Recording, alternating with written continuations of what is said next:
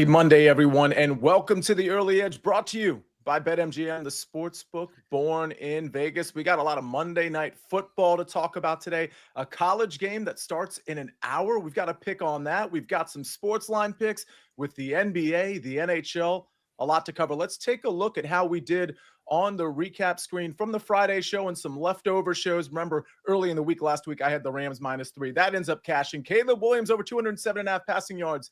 That was easy. Overall, Chip Patterson, 2 out of 3. Love to see that. Mike McClure hits his Notre Dame. We go 6-3.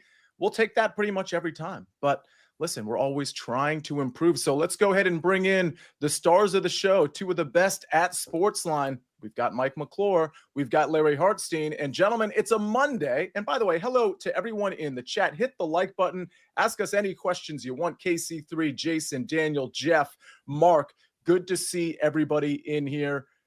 I got to start with your reaction to Sunday. And Larry, I'm hoping you go a certain direction. Talk to me about Sunday football. What stood out to you?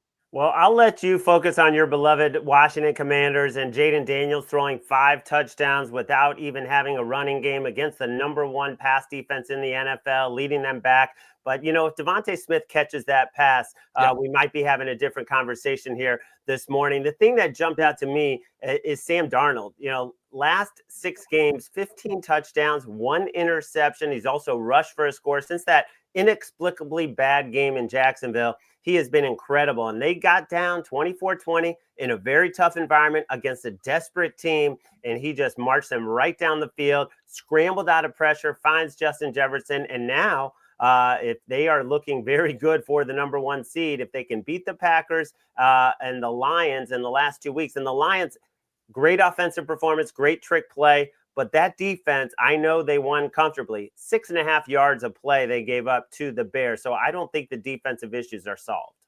Oh, 100%. That's true. Mike, before I go to you on your reaction, I mean, I'll concede.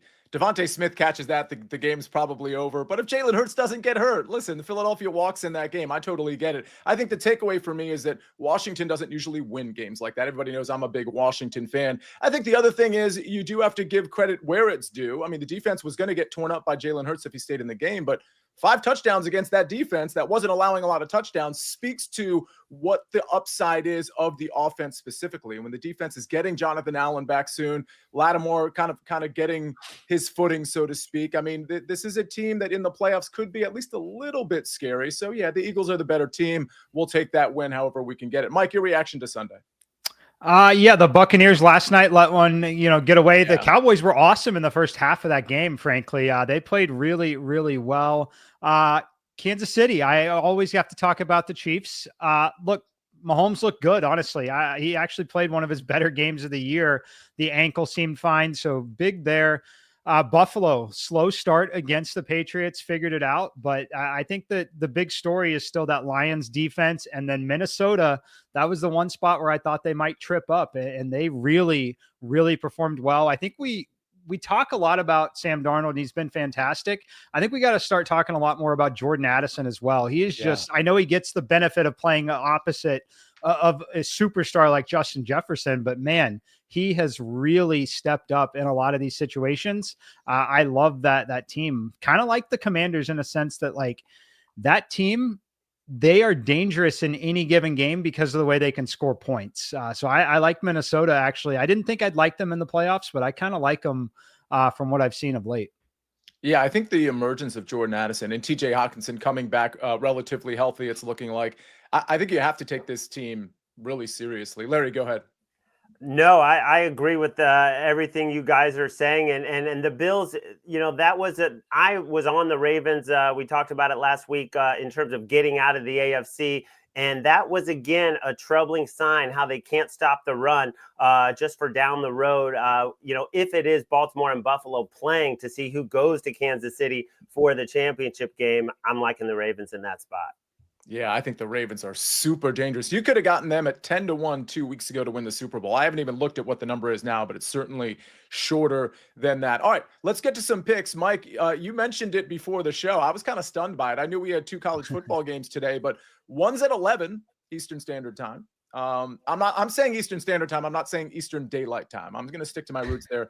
And the other one's at 2:30. So interesting setup for these two bowl games. You've got to pick on the 11 o'clock game. And not only that, you've got to pick on the first quarter of the 11 o'clock game. What is it, Mike? Yeah, first quarter of the 11 o'clock game. Like we'll have the outcome of this bet before noon Eastern probably, which is absolutely incredible. I'm going UTSA here. I see it in the chat. Someone looking at team total over 34.5. I kind of like that look, but I'm going to look at them early here. First quarter -3.5. And the reason for this, yeah, I thought this number should be 4.5. There's just a big difference in those numbers. If they're able to hold Coastal to a field goal, if they surrender any points, you hit a touchdown, you cash this bet in a 7-3 game. But I think there's upside for more than that. When I look at UTSA, I think they're definitely the better team in this matchup. Coastal is a team that's just been absolutely decimated by the transfer portal. Now, when you're playing bowl games like this, you obviously have to pay attention to that because half the teams, if not more, have been decimated by the transfer portal. But when I look at this particular spot, I think that UTSA is going to continue to score points. We've watched them score basically 40 points a game down the stretch, and it's because of the quarterback situation. Yes, he is young, just 18 years old. It's the son of NFL quarterback, though, Josh McCown. I like him in this particular situation because Coastal Carolina just lost their two best defensive players to bigger schools, one to Cincinnati, one to Auburn. And when I look at this particular spot, I think UTSA is going to run away with it. I know there's a lot of variance betting shortening the game in first quarters, but I like this spot a lot. I think they do win by 2 touchdowns. You can find it at 13.5 now. It opened all the way back at 7.5, 8.5. I think this has all the makings of a blowout, and considering the key number at 3.5, not 4.5, I think it starts early here in the first quarter. All right, UTSA first quarter -3.5. Looking at some of the chat comments here. Jason Pogwas, Caleb racks up empty stats since Bears always are down. Yeah, we've been talking about that phenomenon for a few weeks. I mean, anytime anybody sees Caleb Williams with a good game stat sheet wise, it's usually because the third, fourth quarter you're playing soft defenses. Brian M says Pascal Siakam is +240 for a double-double tonight. So that's a look there. Jordan Addison is a wide receiver 1 on any other team, says Eddie Cotto. That's probably true on most teams now that you mention it. Larry, did you have something? Yeah, and if you want to discuss any NBA props for tonight or the NFL props for tonight, be in the SportsLine Discord at 3:30 p.m. Eastern. It will be another live chat with our man Prop Bet Guy, who's off to a great start in NBA. And there's a massive slate tonight, so there's a ton of props. I know he's already got a couple up on the site, but he'll be taking any question you have in the Discord at 3:30. All right. Sox Nation says UTSA by 20+. Ladder it up. I wish I had laddered the Caleb Williams prop up now that I think about it. All right. Let's talk about some pro football, and specifically some pro football promos courtesy of BetMGM. BetMGM 7 days of parlays concludes today, so take advantage. BetMGM account holders will receive a pro football same game parlay boost token. Score a bigger payout if your wager with the SGP boost token hits. All right. Well, speaking of pro football, speaking of NFL, speaking of Monday Night Football, we've got 3 picks to give out back to back to back. SportsLine, Larry, me. It's all coming up after this message from our partners.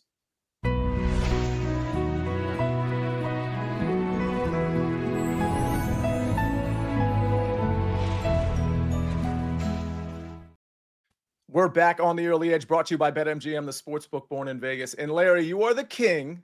Yeah, I am pronouncing you king of the defensive bet, and you've got a tackles and assists bet that we all want to hear. So what is it? Yeah, this one jumped out to me. Demario Davis at age 35, not really slowing down. The Saints middle linebacker. He's on the field for every single snap. He calls the plays. I mean, a true warrior in there. And tonight, I mean, Josh Jacobs is going to get such a heavy dose, and Demario Davis is going to be on the other side, and I hope making a lot of tackles.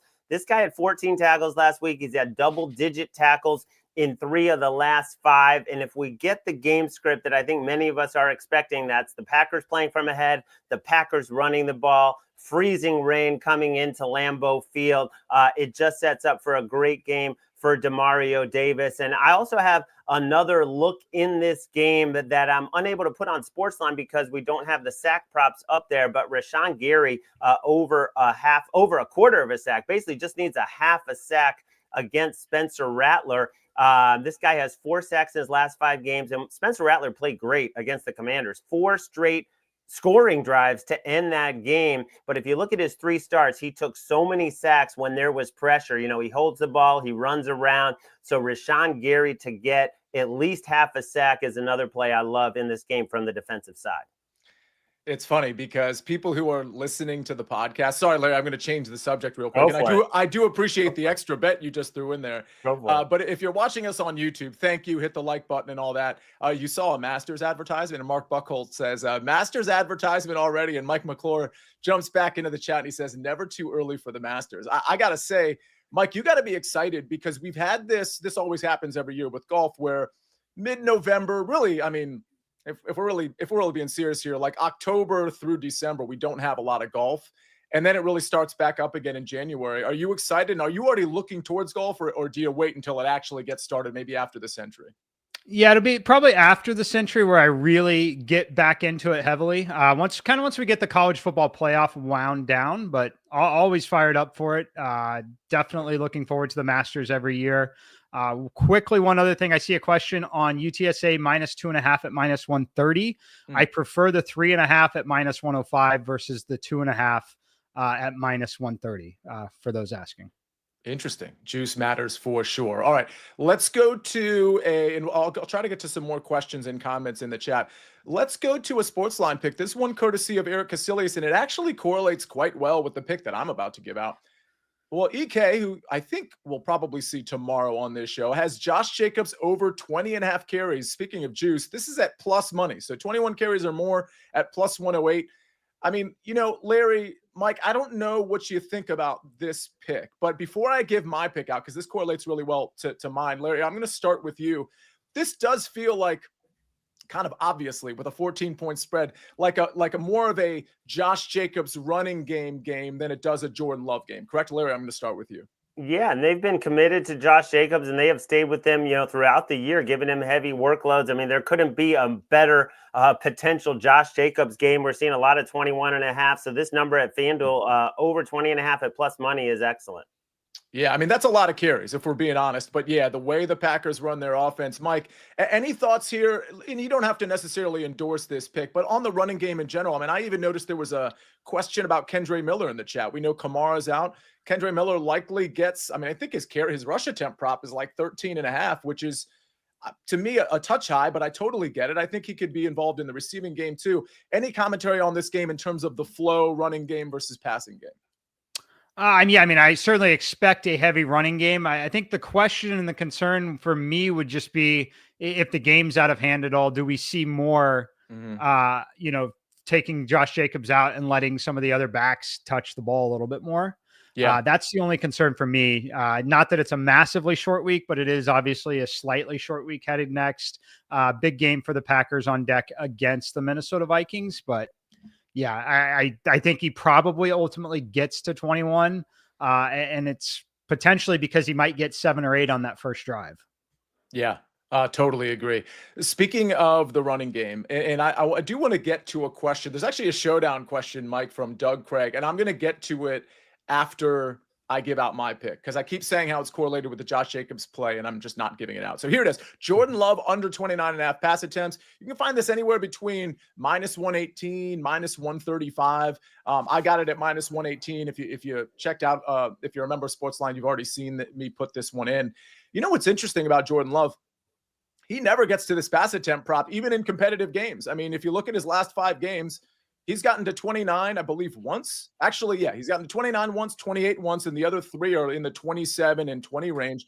And I think when you're looking at this type of game where there's going to be a little bit of weather, a little bit of cold, maybe some precipitation, but more importantly, you're looking at a very positive game script with a team that loves to run the ball, not just with Josh Jacobs. There's going to be other running backs involved on that Packers side too. And I just don't think Spencer Rattler and company are going to be pushing back, which leads to Jordan Love really just handing the ball off. 29.5 pass attempts. He's got to get to 30.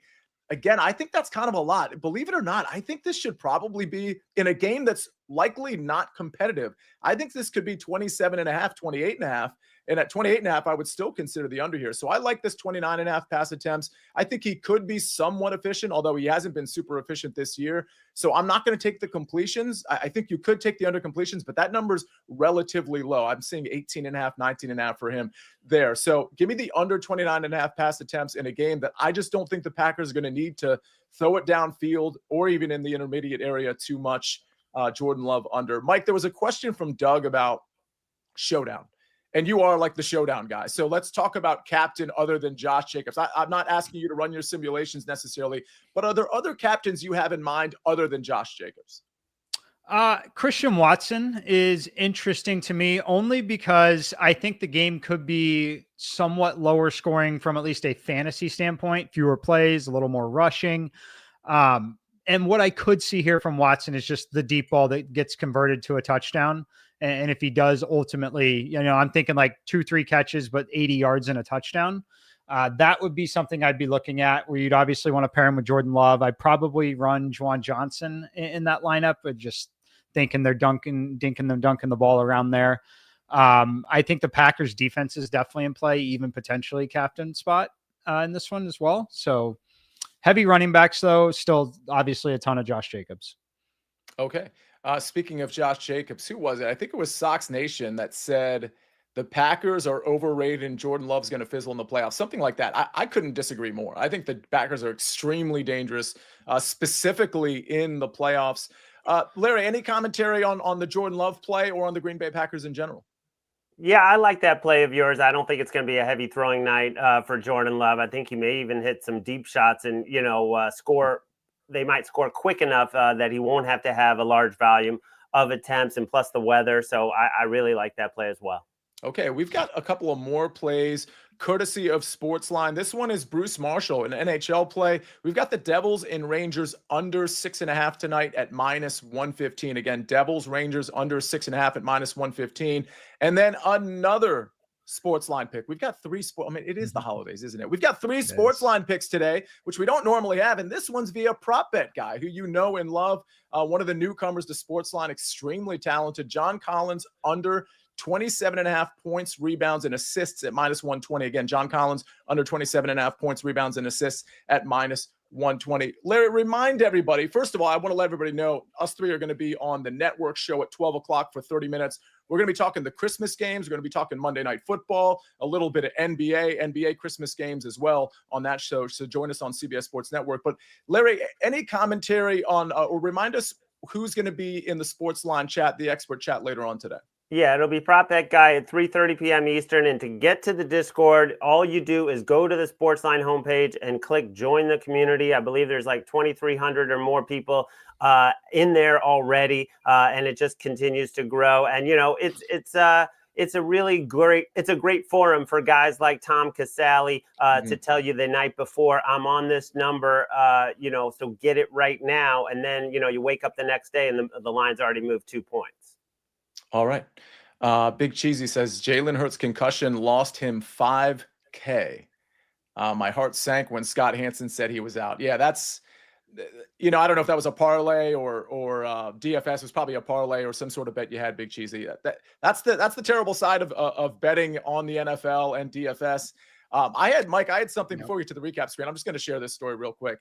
If the Anthony Richardson touchdown that was taken away and then given to Jonathan Taylor, that cost me hundreds of dollars. It's not like 5,000 like Big Cheesy, but at least hundreds of dollars. And just real quick, your commentary on that, it did look like a touchdown. And for replay assist to jump in without a flag being thrown or a challenge, I thought that was, I know it's a scoring play. It's going to be reviewed anyway, but what did you think of that in particular? I didn't see the play. I saw watching box scores and live, just saw that it was removed.